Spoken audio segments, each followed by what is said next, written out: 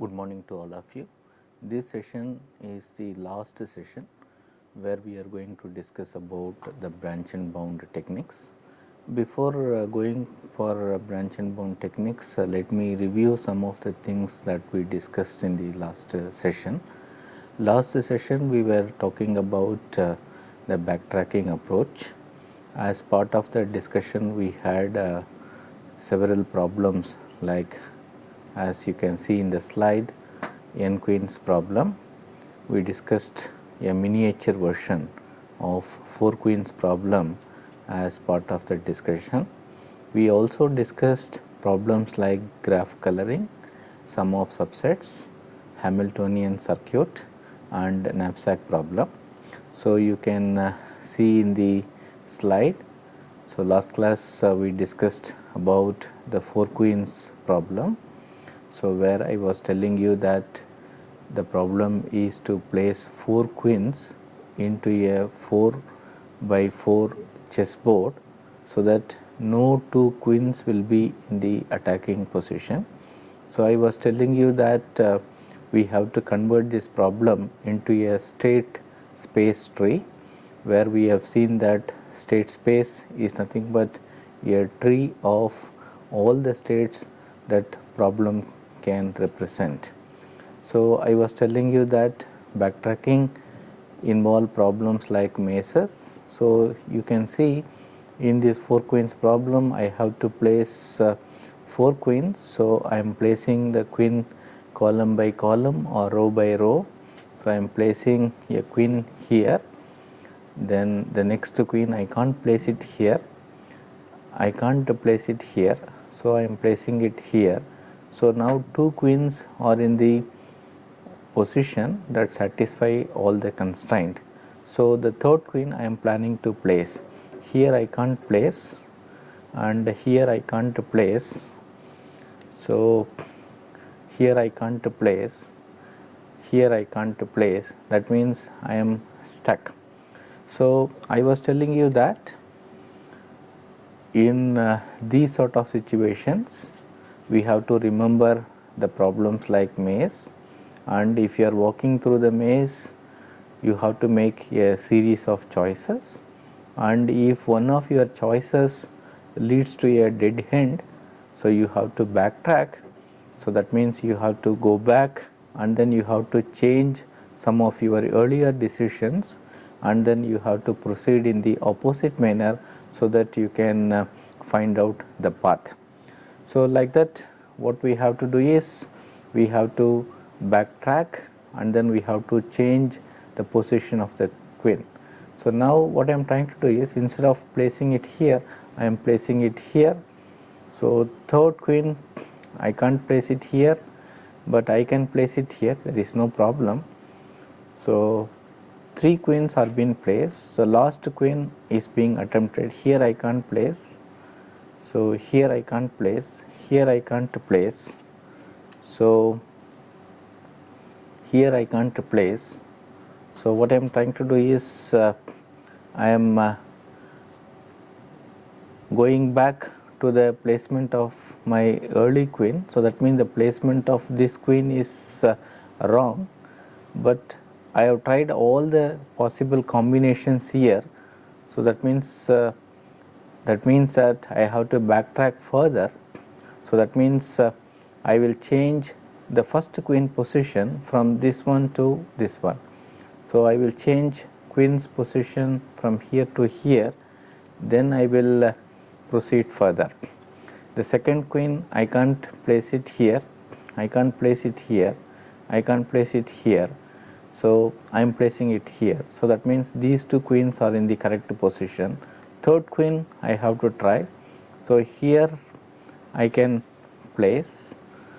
So that is not a problem. So that means this 3 queen is solved. Fourth queen I will consider this place. It is not possible. Here I can't place, but here I can place. So now you can come to a conclusion that this is the correct position of 4 queens. So this is what I was telling you in the last class. These problems have to be solved by means of a graph search. So you have a empty board position as root 1. So, we have to place queen in every column or row. So, now you can see very well there are different ways of generating the solution for this, and some of the portions of the solution space is shown in the figure. So, where you can see this node represents a board position where the queen is placed in the very first point, in the very first column. So, this represents another configuration. Like that you can have different configurations. So, somewhere your answer is available, and now you can see the problem is like searching from your root to that particular board position. This path represents the solution for this particular problem. So, this strategy is what we called as backtracking, and we applied this strategy for other problems also, like graph coloring. Students, please recollect this problem also we discussed in the last class. So, where you have color codes. So, the question is you have to use the minimum number of color codes, and then you have to color the vertex of the graph. So, this problem is a 3 colorable problem. So, I was telling you that you have to try different possible combinations. So, you can see I am coloring this node with a color, next B, next C, next D.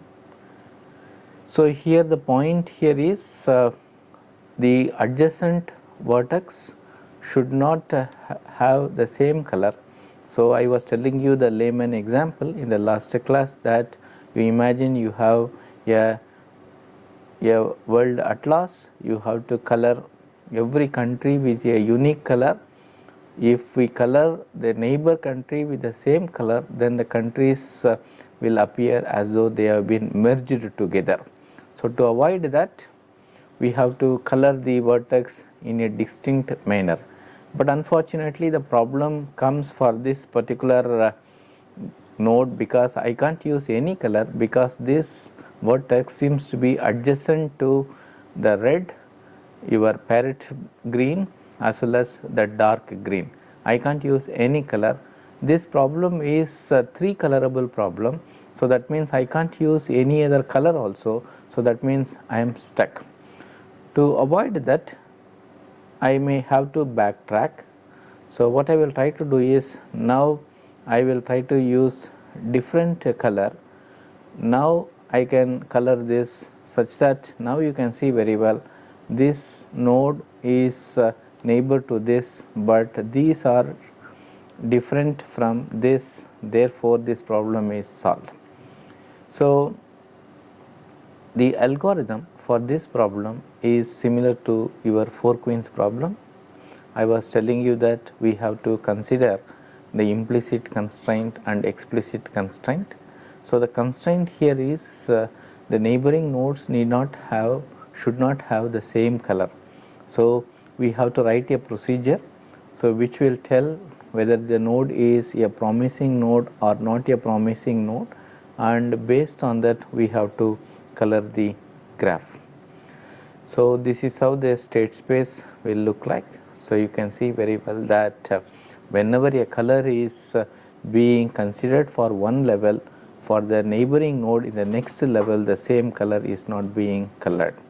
And I was telling you that it has been proved that 3 colors are more than sufficient to color the graph. This problem is about the Hamiltonian cycle.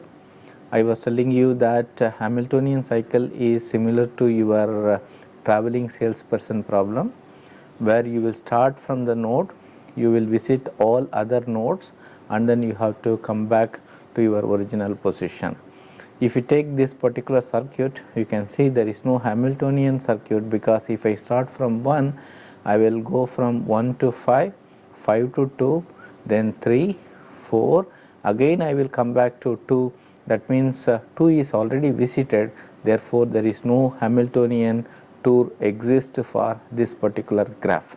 But whereas here it is possible, because I can start from 1, 2, 8, 7, 6, 5, 4, 3, and since this edge is available, I can come back to 1, and this is a sequence. You can see except for the first vertex, all other nodes have been visited only once. This problem also can be solved using backtracking. So that means you have to generate a state space tree where if you start from the node, then in the next level all the neighboring vertices should be considered, and in case if there is any deadlock, you have to come back and then you have to change the premise. This is about sum of subsets problem. I was talking about in sum of subsets problem, you will have a number and you will have individual candidates, and your task is you have to place the item so that the total of those instances will be equal to your grand number. So, I was telling you that these sort of problems should be solved by using a decision tree, something like this, where in every node I will consider two possibilities of placing the item and not placing the item. So, now I have 4 items to place. So, what I will try to do is I will try to place or not to place, and I will check whether the sum of all these items is equal to W, and if that is the case, I will consider that as a feasible solution. Otherwise, I will consider that to be the non-feasible or infeasible solutions. Using this particular logic, I can solve the sum of subsets also. So, all the things which we discussed in the last class, and I was telling you that backtracking is one of the finest design paradigm we have, and the biggest advantage of backtracking over other design paradigm is that in backtracking always we can go back and change our premise, and we can come back to the problem. Branch and bound is an extension of backtracking. So, in this strategy, what we will try to do is we will try to use some optimal searching methodologies. The techniques that we discussed like DFS, BFS, etc., can help us in finding a feasible solutions, but these cannot be used for solving the optimization problems, as we have seen that optimization problems involve finding a solution that is best for the given constraint. So, for these sort of things we have to use branch and bound techniques only. What is the difference between branch and bound and backtracking? First, we will try to see the similarities. Similarity is again in branch and bound, state space tree is used to solve the problem. Like backtracking, what we will try to do is we will take the problem, we will try to define constraint, and based on that we will try to generate a state space tree which we will use to solve the given problem. There are certain differences exist. The first difference is in backtracking we will use DFS, depth first search technique, for finding the solution. But whereas in branch and bound we do not have any fixed order of visiting the nodes. So, we can use any methodology or best first search to find the solutions. Second thing is backtracking is useful for solving the problems which are mostly non-optimization problems, but whereas in branch and bound our prime target is optimization problems. So, the differences are two. Number one is order is irrelevant in branch and bound, Number 2 is the speciality of branch and bound is optimization problems. So, the strategy is we will use a methodology, but at the same time it will not be like an exhaustive search. So, we will try to find mechanisms to generate the solution space. So, we will use a mechanism to generate a branch when searching the solution space, and then we will try to use a bound. Bound is nothing but a function, so that the unnecessary or non-promising nodes that cannot possibly give the solution for the given problem will be terminated and removed. So, this technique is called pruning. So, the logic of branch and bound is very simple. We have to define a bound, and whenever a child whose bound is larger or smaller than the necessary bound, then we will discriminate that, we will try to remove that from the solution space. And second thing is we will try to use any ordering in order to find that particular solutions. Because of these things, branch and bound techniques offer a superior way of finding the solution for the given problem. So, it is efficient in the average case. Even though it is efficient, sometimes what will happen is the worst case, the problems may be so complex that the total solution space will be generated in such a manner that the worst case complexity can still be an exponential. So, the whole idea revolves around defining a bounding function. So, then the bounding functions are used to validate the nodes as promising and non-promising, and if promising we will explore further and then we will get the solutions. There are two ways in which we can generate the bounding functions for the given problem. One is least cost method, where we will try to use some sort of a cost functions to evaluate the quality of the node that is being generated, and another is called a FIFO based technique, that is a queue based technique. So, in FIFO based technique, this is one of the simplest one, where I will try to use some sort of a BFS kind of technique, where the method of visiting the nodes is by level. So, in backtracking what we will do is we will try to visit the node in the DFS manner. So, we will start from the root and we will go deeper, and then we will backtrack, and then we will visit all other nodes. The difference here is that you can see it is visited level by level. So, this is the first level. So, root is visited first, then the second level. So, 2, 3, 4, then 5, 6, 7, 8. So, you can see it is visited level by level. So, this sort of strategy where a queue is being used to explore the nodes is called a FIFO based strategy.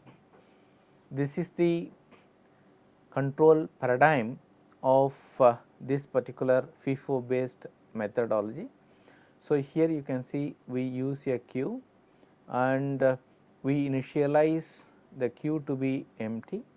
We start from the root, we visit the root actually, then we find the neighbors of this node V, then we are enqueuing, that is we are adding all the items to the queue. If the items are not empty, that means if the queue is not going to be empty, then we are dequeuing that, that means we are reading the items from your queue one by one, and for every child u of V, that is if the dequeued item has got a children, then those children also have been added into the queue, and this algorithm will go in a loop actually till your queue becomes an empty, and this sort of methodology is what we are calling a FIFO based algorithm. So, the methodology is very simple. You take the problem, you generate the solution space and you visit the tree from level by level, searching for the best bound to get the solutions. The second method is called the least cost based method. So, this is how it is implemented. We are given a starting point and we are given a goal also. So, what we do is we move from your starting node to the intermediate node. So, that is called the least cost path from n to n from S, and then whenever we visit the intermediate node, we also find the cost of the function from that particular node to the target. So, that we are going to call as h of n. The technical word for h of n is called heuristics. Heuristics means these are certain educated guesses that are guaranteed to generate results. Normally heuristics works, occasionally the heuristics may fail also.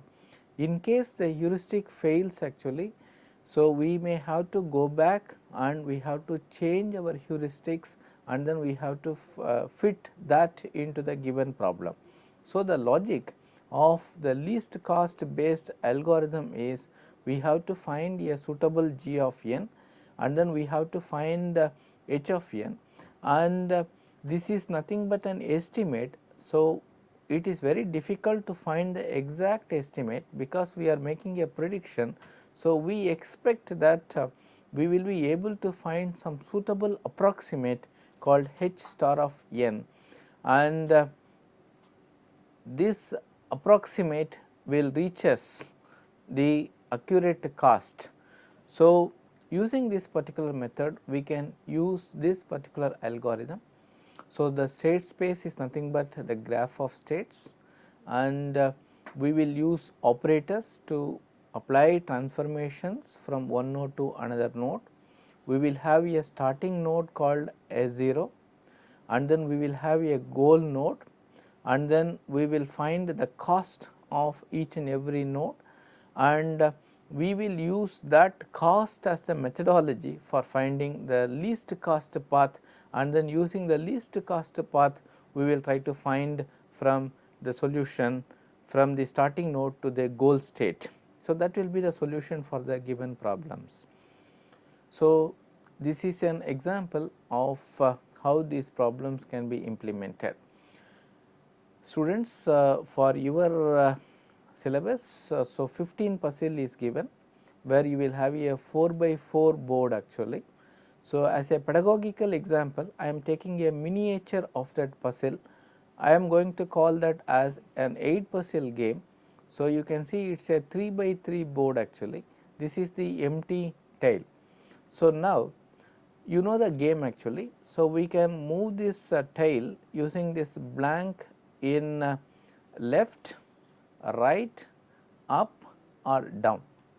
So, the problem here is I will be given a starting node. This is the starting node of the game actually, and I am given a goal also. So, the problem is finding the path from your start to goal. So, this is the problem. So, this problem can be solved using the graph search approach, where I can start from this as the root node, and these are the various operator left, right, top and bottom. So, I will apply this operator whichever that is applicable. If I apply this operator to this particular board, I will get something called a children. So, that means I will get a children, and the path length is going to be g of n, and h of n I will use a heuristic that how different that from my target, and that is going to be my h of n. So, the problem is like this. I will find the actual cost from the root to that particular node, and h star, that is the cost between that intermediate path to the goal. So, these two I will try to find, this I can find accurately, this is going to be an estimate. So, if I add these two things, I will have some sort of an approximate of the cost. So, the problem is like this, this is the initial state, this is the goal state, now I can apply this operator. So, this is the goal which I am going to get. So, the tree is going to look like this. So, you can see a board is there, I am applying the operator, I am getting the children. So, if I keep on applying the operator, I am getting the entire thing, and somewhere your goal is present. Now, the problem is now reduced to finding the path from your starting position to the ending position. How to expand this? We can use all these techniques. We can use BFS search, we can use DFS search as well as the best first search. In branch and bound, we prefer this best first search where no order is predetermined, and we are going to base entire strategy based on the bound of that particular thing, and the bound is as per the least cost method is going to be determined by your g of n and h of n. G of n is going to be the path length and h of n is going to be the heuristic cost. So, if you add these two, we will get the total cost. So, we will use this particular strategy. So, we are going to find the estimated cost, and based on that we are going to progress. This is the algorithm. So, I am taking from the root, I am checking whether the root is going to be the goal. If it is so, then I am going to stop, otherwise I am going to expand that element. That means, I am going to generate all the children using the operator, and if the heap is going to be empty, I am going to signal failure, otherwise I will go back and then repeat this particular step. So, when I finish this particular algorithm, what I will have is nothing but a huge tree which I am going to call as the total solution space. So, now your goal state is present in the tree. So, now all you have to do is you have to find the path from your root to that particular goal. So, you can see this particular diagram. So, this is the starting node. So, what I am trying to do is I am trying to generate children for this. So, now you can see I am using right operator. So, that means this one is moved to this particular place. This you can see it is up. So, here you can see very well it is left, then you can see it is down. So, now you can see very well these are the various possible combinations which we have, and path length is going to be 1 between all these nodes from the root actually, and now we have to estimate your heuristic cost. That heuristic cost is you have to compare your each and every intermediate thing with your goal, and you have to see how far you are different from that particular goal. Students, please note, if you have a state which is exactly similar to your goal, means the difference is 0. In mathematics, difference is 0 means subtraction. So, 3 is 3 because 3 minus 3 is going to be 0. So, what I can do is I can take a particular state and I can take a goal and I can find the difference.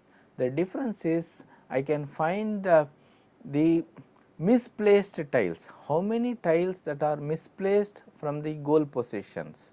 So, that will give a cost mechanisms, and that is going to be your h of n, and g of n is going to be your path length. The summation of your g of n and h of n is going to give you the cost, and you have to find the minimum cost, and based on that you have to proceed. In the case of tie, you proceed both the things actually, and whenever there is a necessary and you please switch it to that particular node. So, you can see very well these two nodes have got a cost of 3. I am expanding this, but later on I find this to be more promising because the cost 2 seems to be okay. Therefore, I am switching to this particular node, and please note this is not the complete configuration, it is so vast. I have taken a truncated vision of this particular thing just for the sake of pedagogy I am giving. So, now you can see very well the minimum cost is 2. So, that means I am progressing further and I am reaching the final state. This is what my goal is. So, now the path between this and this is going to be the operation that I need to perform in order to reach this particular things.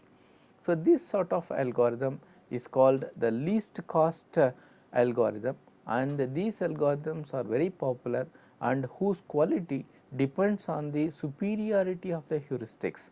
The major task in most of the algorithm is to find a suitable heuristic, and if a proper heuristic is chosen means the quality of the algorithm will be very superior. At the same time, a caution needs to be taken, that is if the heuristic is not guaranteed to generate solution for all possible situations. In case the heuristic fails to give a solution, we may have to go back and then we may have to change the heuristic to get the solution for the given problem. So, this sort of tactics are being followed as part of branch and bound under the least cost technique.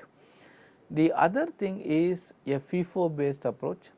The logic is going to be the same, you can find the bound and other things, but only thing is you use BFS, that is the best first search, that is whenever you feel that a node whose bound is better means you will make a transition through to that particular node and then you will proceed further. We are going to discuss 3 problems under this particular category.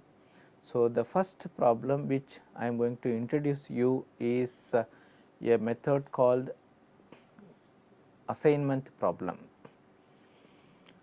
In assignment problems, n agents or persons will be there. You will have n tasks or n jobs. So, the problem is you have to assign persons to the jobs, so that you can minimize the total cost of executing the n task. The restriction here is a job cannot be assigned to more than one persons. The job allocation has to be very unique. The whole thing is how you will write a branch and bound algorithm for solving this. You can take this problem, you can see there are 4 persons, person A, B, C and D. These are the 4 jobs, job 1, job 2, job 3 and job 4. These represents the cost of allocating this job to this particular person.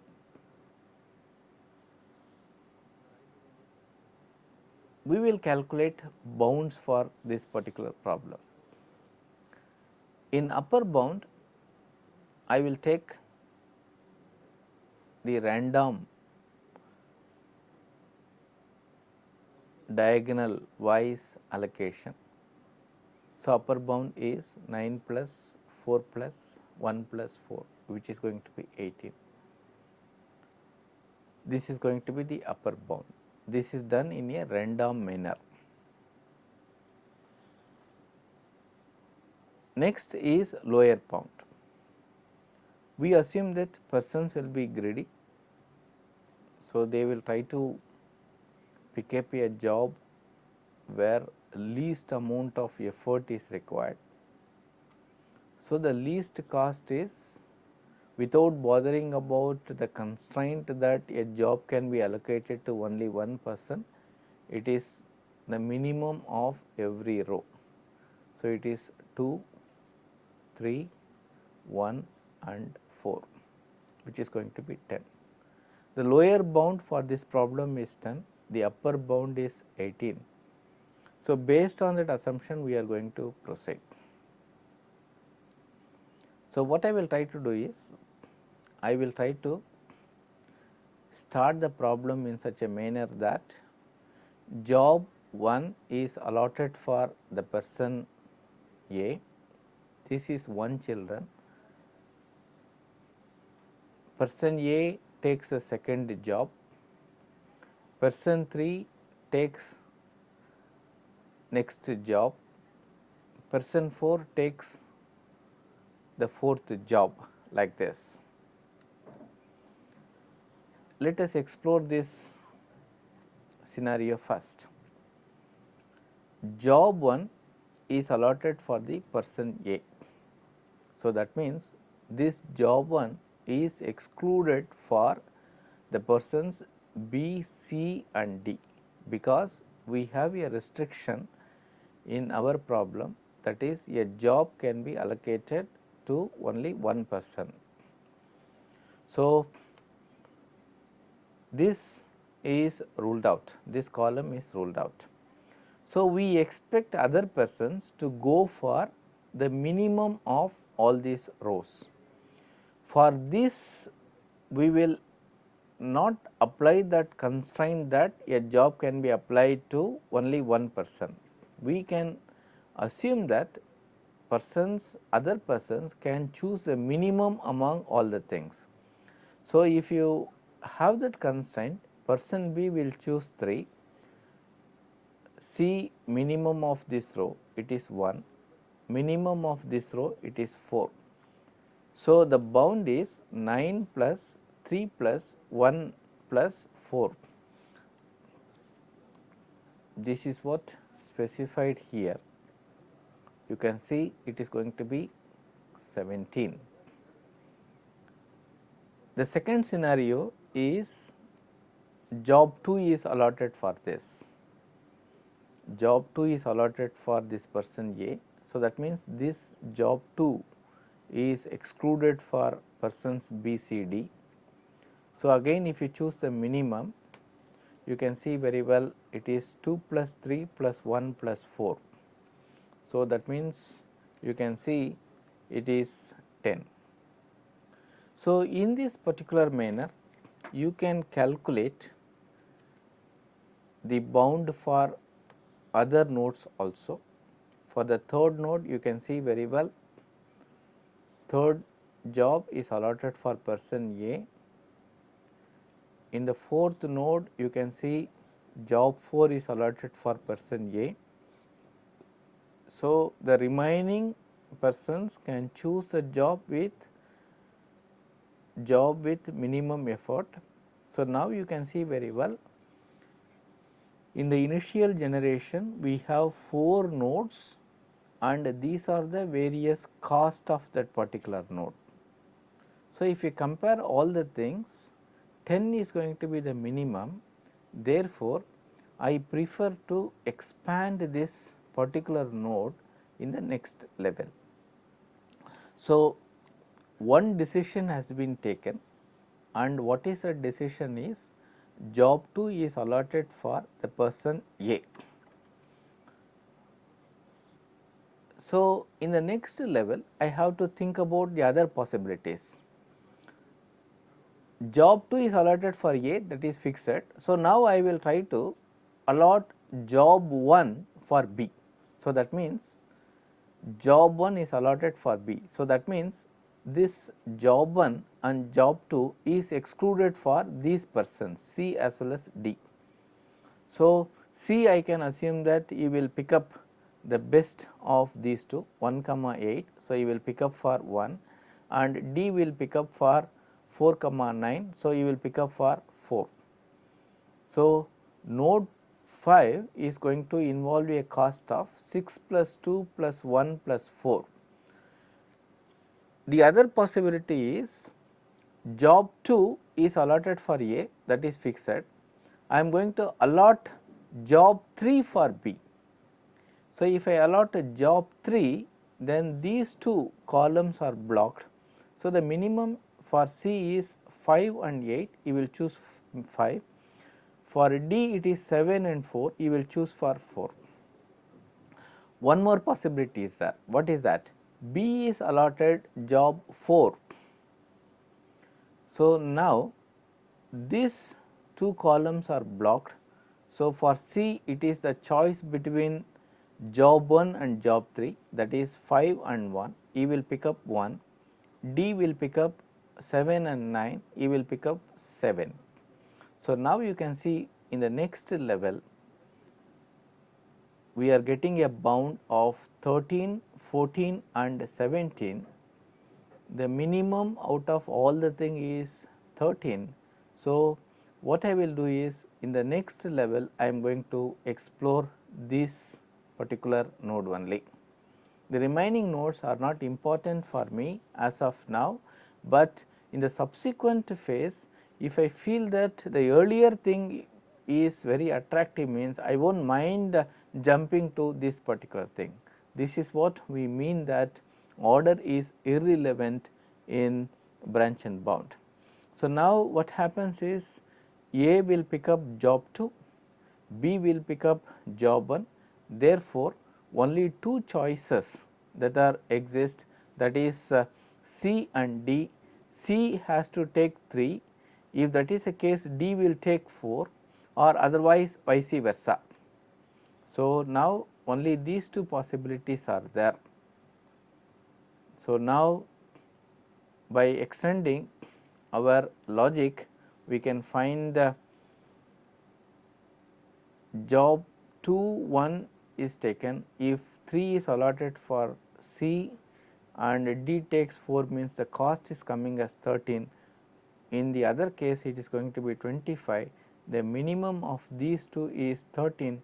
Therefore, I can conclude that the best allocation is this particular one.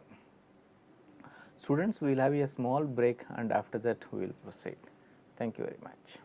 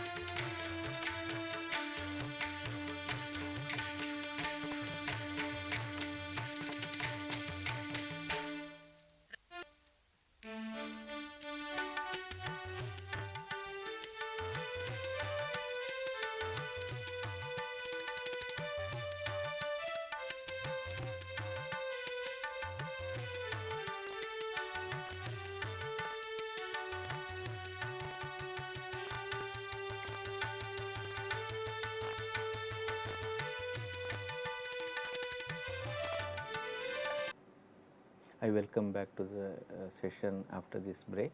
We were talking about branch and bound techniques. I was telling you that we have to calculate the bound, and for that bound we have to manage our traversal in such a manner that order is irrelevant. So, we discussed the assignment problem as part of that strategy. We will continue our discussion and then we will discuss about how we can solve the traveling salesperson problem using this branch and bound. So, before proceeding further, let us assume that these are the assumptions we make. We assume that the tour starts from A, we assume that the tours should visit B before C, and if this is the case, I will assume that SI represent the sum of the distance from any city I to the nearest cities. So, what I will do is I will pick up two minimum distanced cities for every city. So, you have many cities in your graph. So, you will add everything and you will take half of that as the lower bound. So, this is the problem I am going to take. So, this has got 5 cities and you know traveling salesperson problem, I will start from city 1, I will visit all other cities only once and then I have to come back. So, what I will try to do is I will find the lower bound for the city A like this. A is connected to all other cities involving various edges like that. The least cost is 1 as well as 3. For B, it is the choice between 3, 6, 7 and 9. So, that is going to be 3.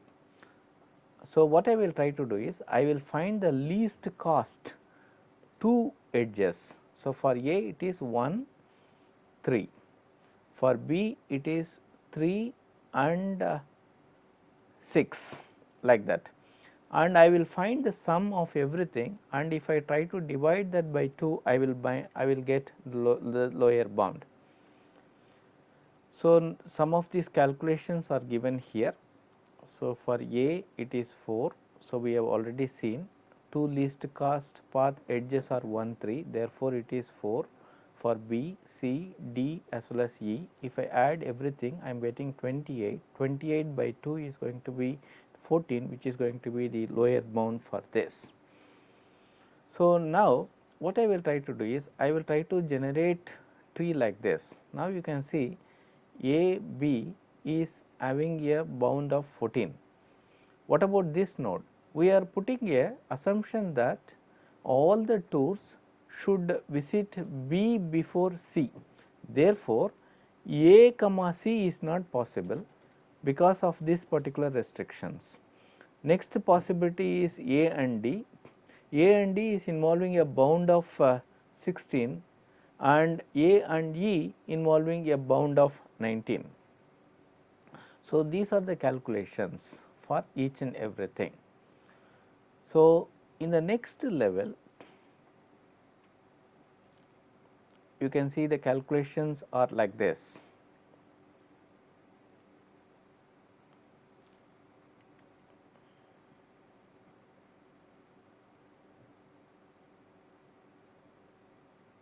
The next level,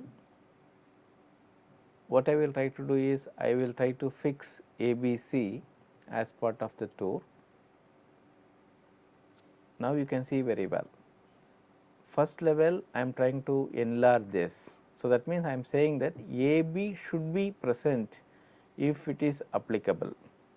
So, you can see very well AB comes here, and whenever AB cannot be considered for C, D or E, which is a case, I am going to have the earlier calculations and then I will find the bound. So, in this manner I will keep on finding the bounds for everything, and finally, I will have this particular tree, and you can see very well 14 is minimum. So, I am taking this particular route. So, I have ties here 16 and 16. So, I am exploring further. So, A is visited, B is visited, C is visited. The next level it is D. in the next level it is E. Similarly, ABD, then I am considering the other nodes. So, I find the bound is better here, therefore, I am switching to this particular thing. So, now you can see very well how that problem is solved.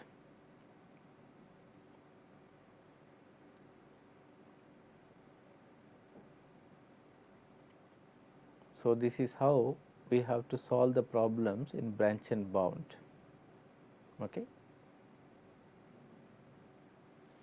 So, now you can see at node 11 we get an optimum to 11, and the path also you can find it is A to B, B to D, D to E, E to C, and then A, and you can see the cost is going to be 16 for this. Okay. So, this is how you have to solve the problems. Next problem I can give as part of the example is knapsack problem. This problem already we solved many times as part of greedy and dynamic. This session we will review how to solve this problem using branch and bound. So, I am going to calculate the bound using this particular formula. We are interested in getting the maximized profit. So, problem maximum means you have to find upper bound, but if the optimization problem is minimized, then you have to find the lower bound. So, for this problem knapsack capacity capital M is given as 10. So, now you can see very well how the tree is being generated. So, initially knapsack is free. So, that means W is 0, profit is 0. Okay. So, we will see how we can calculate the bound for this. This is the formula. V is going to be 0, 0 plus maximum capacity of the knapsack, it is 10 minus initial weight 0 multiplied by P I plus 1, profit of the next item. Profit of the next item is 40, profit of the next item is 4. So, it is 0 plus 10 into 4, that is 10 into 10, that is 100. So, now you can see the tree. So, upper bound is 100. Now, I have the choice, I can place the item 1 with item 1 or without item 1. Suppose if I place the item 1, suddenly you see the weight is increased by 4, because for the first item weight is 4, profit is 40. So, profit becomes 40. So, you can see very well. So, 40 is a profit, 40 plus total capacity 10 minus weight of the item, that is 4, into profit of the next item divided by your weight is 6. Please note it is I plus 1, 76. This note corresponds to not placing item 1. In that case, there will not be any profit. 0 plus 10 minus weight is 0 multiplied by 6, which is going to be 60. This is what being mentioned here. So, now you can see very well, I am interested in finding the profit. So, maximization. So, I am going for 76, I am going to explore. What is the next level of exploration? With item 2, without item 2. With item 2, this becomes an infeasible solution, because the weight crosses 11, that is your maximum weight is 10, it crosses, therefore, this becomes a infeasible solutions. So, without 2 is possible, with item, without item 3, with item 4, without item 4. So, if you generate a tree, you can see the profit you can get is the 65. This is the answer for this particular problem. Again students, you can see very well this is how the tree is being generated, and you can see this is nothing but some sort of a decision tree. Okay. So, this is how this problem is solved. Right. In short, I can summarize that in branch and bound techniques, all you have to do is you have to find a suitable bound, and based on that promising and non-promising is being determined, and if the node is seems to be a non-promising one, it is going to be discarded, otherwise you will proceed further. Then we will see the other topic that is mentioned in your syllabus, that is unit 5 is bi-connected components. Already we discussed BFS, DFS, etc. We also discussed about the spanning trees as part of the greedy approach. So, only thing that is missed out in that discussion is bi-connectivity. So, for finding the bi-connectivity, we will use DFS technique. So, we will see how we can find the bi-connectivity using DFS technique.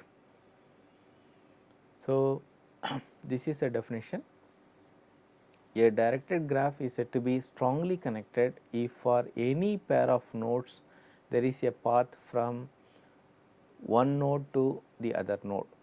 Suppose if you say that in a graph for any two vertices u comma v, there exists a path from one node to another, that is from u to v and v to u, then you can call that as a strongly connected graph.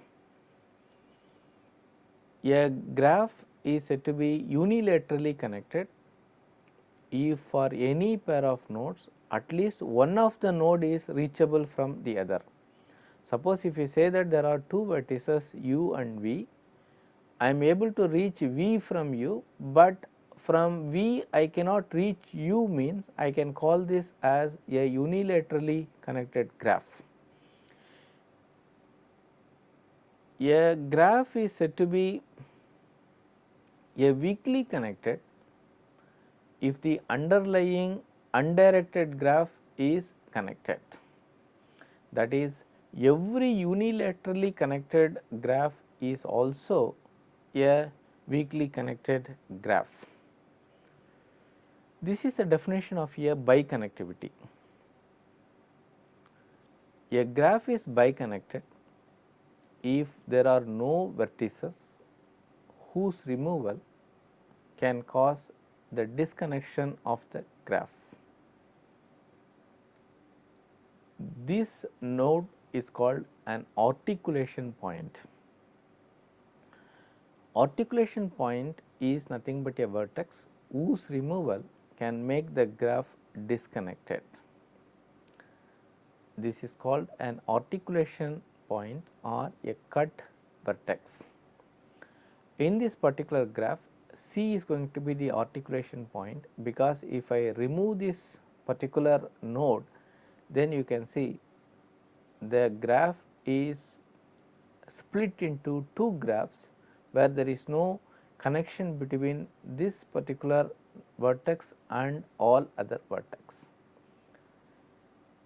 This sort of node whose removal causes this sort of problem means we call that as the articulation point. This is another definition.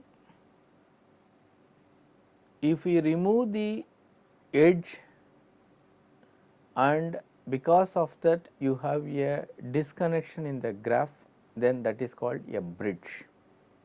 For example, in this particular graph, if I remove the edge between C to D, then you can see this D as well as E going separately, and there is no way you can talk from here to this. This sort of thing is called a bridge. So, in this particular graph, CD and DE are bridges. This is one example. C is nothing but an articulation point, because if I remove that, you can see the graph is disconnected into two parts. This is another example. C is the articulation point and CB is the bridge, because if I remove this, this node will become isolated, but this is not the bridge, because even if I remove this, I can reach D via F. Okay. Please see the difference clearly. Now, you see C as well as B is a bridge and also articulation points. This is another example. B and C are articulation points, all the edges are bridges, right. This is another graph where you can see there is no articulation point, because even if you remove one vertex, somehow you can reach the other things by means of the other vertices. Fine. Let us see how to write algorithms for this sort of graph. Suppose let us assume that this is a graph that is given to us. We have vertex 1, 2, 3, 4, 5, 6, means what I have to do is I have to visit this graph using DFS. So, these numbers represent the DFS numbers for this. So, I am starting from 1. So, from 1 I will visit to 2, 4, 5. So, you can see numbers are numbered as 1, 2, 3, 4 outside. This is a dead point. So, in DFS I have to backtrack to 4, then I will visit 5. I will visit this node 6. So, this is numbered as 5. So, then again dead end. So, I will backtrack, then I will visit this 6, then I will backtrack. So, if I want to write an algorithm for finding the biconnected component, means I should use DFS technique. So, the first task is I will apply DFS technique and then I will note down the order and then I will record it here. So, now I will generate a DFS graph. You can see this is the order in which it is being done: 1, 2, 4, 5, again 4, again 6, again 4, again 3, again 4, and then I will go back. This sort of graph is what being generated, and this is called the DFS ordering mechanisms. Okay. So, now you can see there are different sorts of edges that are present, and whenever I am encountering a new vertex, I am going to call that as a tree edge, and whenever there is a connection between my descendant and to my ancestor, I am going to call that as a back edge. Forward edge is from ancestor to descendant, cross edge is between a tree or subtrees.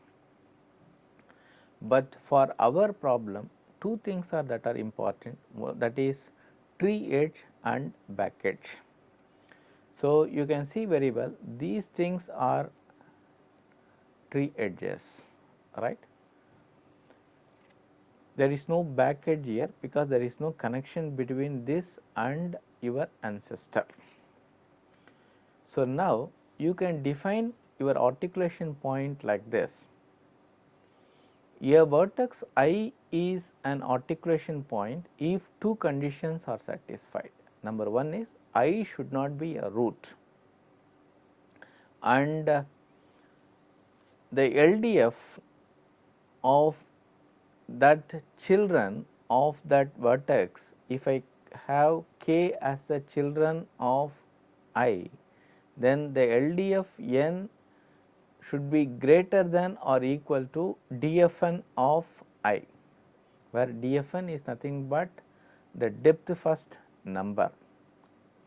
So, what I will try to do is I will try to find the minimum of these with respect to the children, and that is going to be the number of that particular thing. So, you can see this particular graph, an articulation point should be the root. So, that means 1, 2 is ruled out, only 4 is the root of these 3 children. So, that means possibly this 4 should be the articulation point. So, what I will try to do is I will try to generate the LDFN. So, what I will try to do is I will try to apply a postfix order for this. Postfix order means it is left, right and then root. So, what I will try to do is I will try to apply a postfix order for this, and that number I will try to generate, and the definition is if that number is greater than your DFS of that particular root, then it is an articulation point. So, if I apply the postfix order, then I will read 5 first, then 6, then 3 and then only I will come to 4.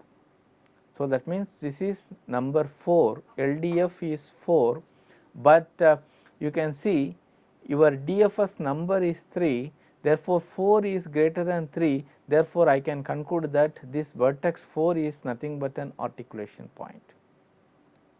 So, students, in short, what I want to say is that the algorithm consists of 2 phases. First phase is the application of DFS and generating the number based on the order in which you visit the nodes.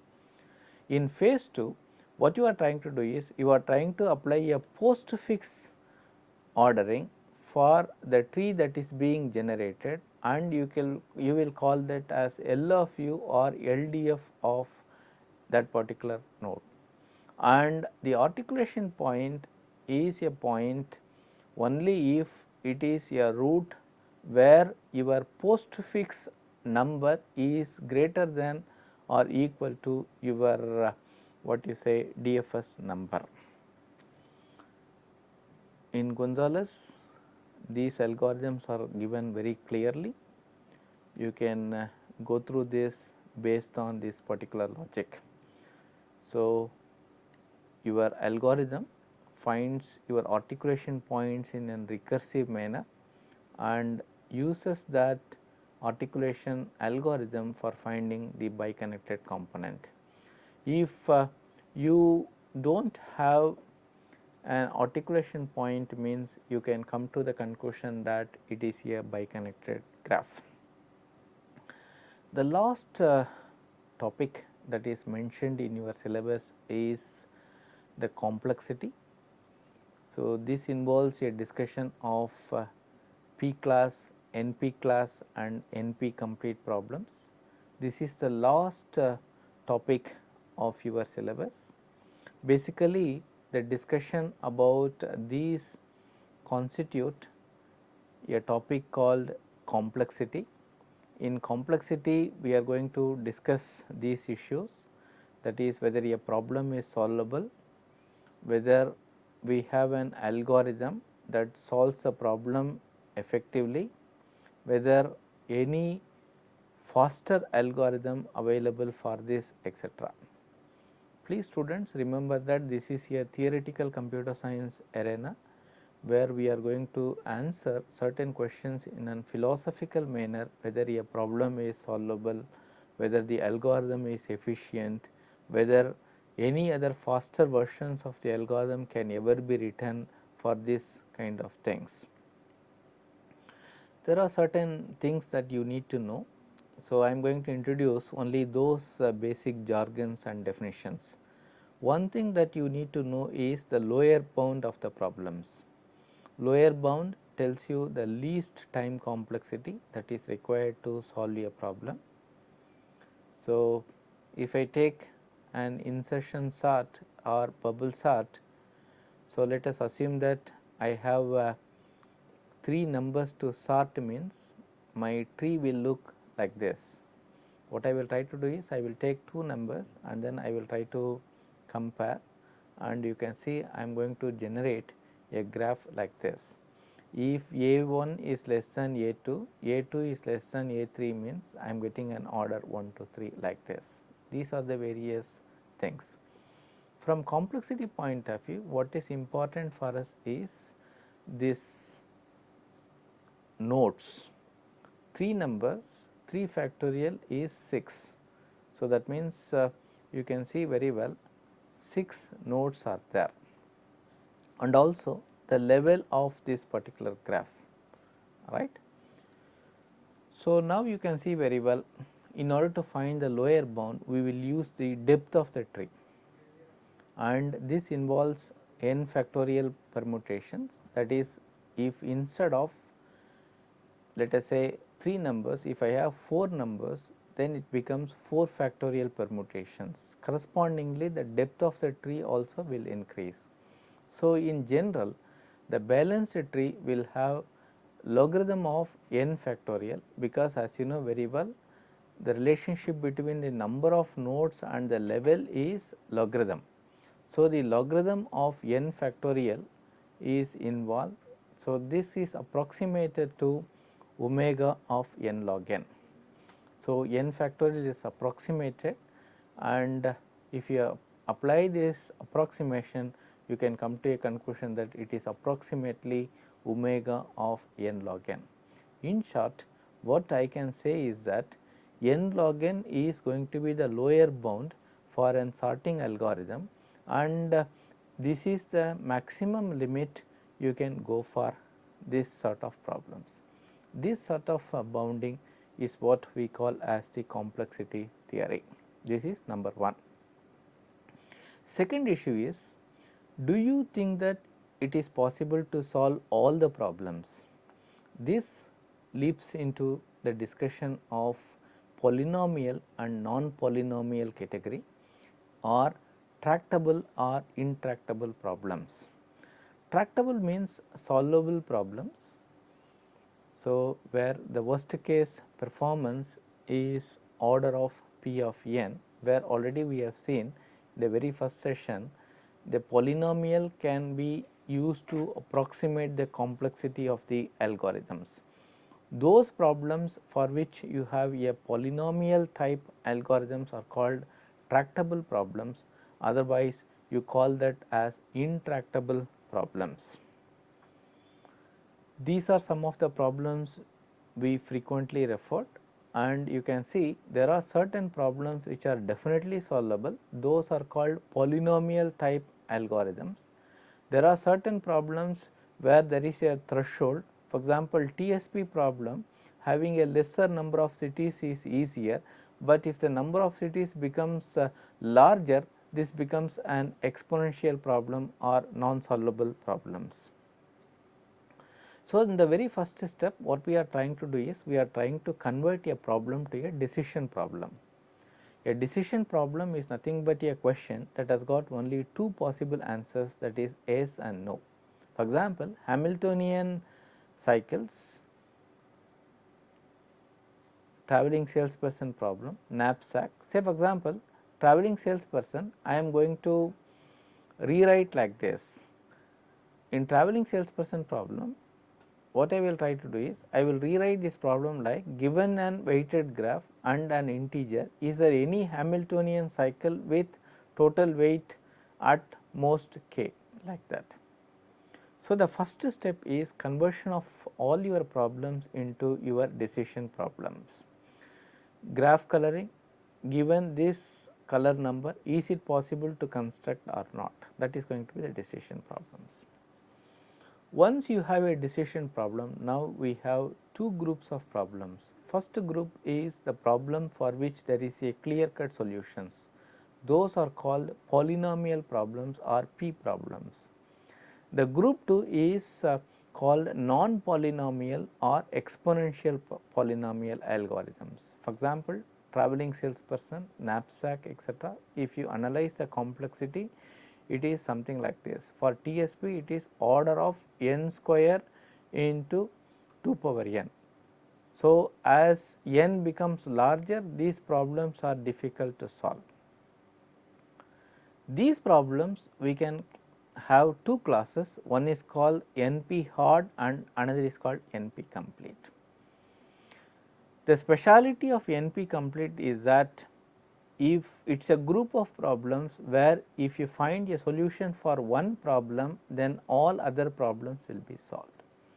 These sort of problems are called NP complete.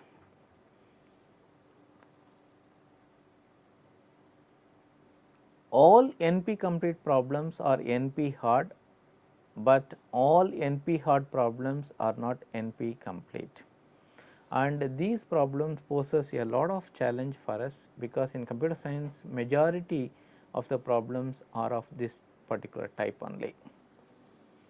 So, these are some of the examples of NP completeness. We have seen algorithm for all this problem in a limited context, but if the number becomes larger and larger, then these problems will take lot of time and the algorithm is exponential.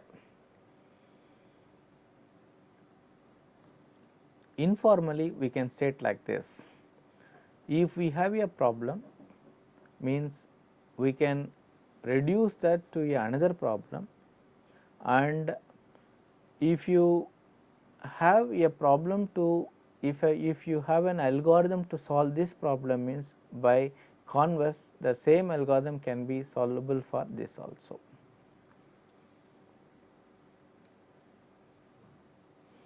So, this is the definition of NP completeness. A decision problem is said to be a NP complete problem if it belongs to class NP, and every problem in NP is polynomially reducible to D. The class of NP problems is called NPC. Okay. So, some of the challenge is how to show that a problem is NP complete. Cook gave one problem which he called as a satisfiability problem. So, the satisfiability problem is like this: you have lots of Boolean variables, x bar is nothing but relationship of xi. You can construct a literal which is a variable or its negation. If you combine a literal by means of and or, you get a formula, and with formula you can construct a class. Class is a formula with at least one positive literal. What Cook had stated is that suppose if the number of variables becomes larger, truth assignment becomes NP complete. So, this is an example. You can see very well, if 3 variables are there, 2 power 3, 8 possible combinations are there. So, imagine if 5 variables are there, it will become 2 power 5, 32 possible combinations. The logic is very simple. If variable become 10,000, that means it becomes 2 power 10,000, and even if you assume that checking an assignment takes 1 second, it requires 2 power 10,000 seconds. So, those algorithms where the order becomes too difficult are called non-deterministic algorithms. So, you assume that even though there are no systems available to solve all these problems, you agree that you assume that mathematical paradigms, and using these paradigms you can write such algorithms, and you can prove that these are exponential algorithms. So, the non-deterministic algorithm can be written like this. It involves 2 steps. One is the guessing state, you are making an educated guess, and that you are going to choose randomly, and in the second phase you are going to verify whether it is success or not. So, those sort of algorithms are called non-deterministic algorithm. There is no non-deterministic machine available, but you can construct a mathematical paradigm like a Turing machine and you can check. For example, I can write a non-deterministic algorithm for finding a searching algorithm like this. I am going to pick up a number in a random manner. I am going to check if it is there, you are going to print success, otherwise it is going to be failure. The complexity of this algorithm is order of 1. So, you can state finally like this: P is nothing but a set of decision problems that are solvable by a deterministic algorithm, and NP class is a set of decision problems for which there is no deterministic algorithm possible. So, only these problems are solvable by non-deterministic algorithms. Non-deterministic algorithms are written in two ways: one is the guessing state and another is verifying state. Once I have a number or a string, I can verify that in a polynomial time. So, the question is whether P is equal to NP or P is not equal to NP. This is what the very famous theorem called Cook's theorems. Every decision problem solvable by a polynomial time deterministic algorithm is also solvable by a polynomial time non-deterministic algorithms. So, can the problems in NP be solved in a polynomial time? Means you can see verification can be done in polynomial time, but the first stage randomized thing is not possible. So, the question is whether P is equal to NP or not. In this context only Cook's theorem is coming into a picture. So, Cook's theorem states that satisfiability is in P if anyone could able to prove that their problem can be reduced to a satisfiability problem, then you can give a proof that P is equal to NP. So, there are certain stages where you need to solve this set of problems, but solution is not possible.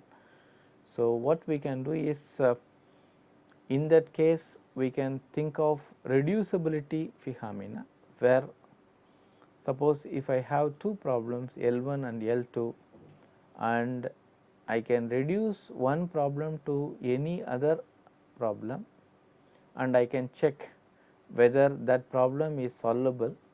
If that is the case, I can use that algorithm for solving this also. So, if a problem L1 can be reduced to L2 and L2 can be reduced to L3, then by triangular inequality L1 can be reduced to L3. So, NP hard problem is a problem if and only if a satisfiability is reduced to L. Lots of problems can be quoted as an example of these things. One is called the halting problem. Halting problem is if you give an algorithm, can you find whether that algorithm will terminate or not. Halting problem is an NP hard problem because it is an undecidable problem. There is no algorithm that is available for solving these sort of things. Some of the NP hard problems are given here. One is satisfiability. So, I was telling you that if the number of variables becomes larger, solution is very difficult. So, CN of satisfiability is a difficult problem. Generating an optimal code for the parallel assign statement is NP hard. Generating optimal code for level 1 directed cyclic graph is NP hard, and determining if a planar graph is 3 colorable is NP hard, like that. So, in short I can say that there are many problems for which you can't have any effective solutions, those problems are called exponential problems or NP hard problems. So, if the situation demands a solution for that, in that case you can go for an approach called approximation algorithm. So, the scenario is like this: I have a problem for which I can't